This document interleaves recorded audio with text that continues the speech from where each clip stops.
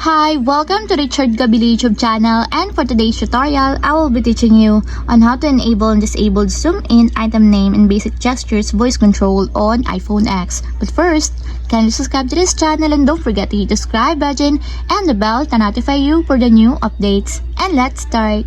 Using your iPhone X from your home screen, first go to Settings. Then in the settings, scroll down and find the accessibility and then tap. Then in the accessibility, scroll down again and go to physical and motor section and then tap the voice control. Then in this part, in the voice control, go to this section and then tap the customize commands. And then in the customize commands, find and tap the basic gestures. Then in the basic gestures, scroll down and then tap the zoom in item name. Then in the zoom in item name, as you can see that it is already enabled. But you have to activate also the switch button under the confirmation required to fully enable the zoom in item name in your basic gestures until it becomes green. And if you want to disable or turn off, just tap again the switch button just like this.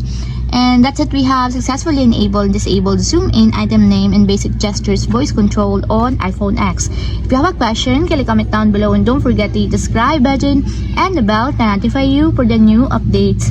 And thank you for watching!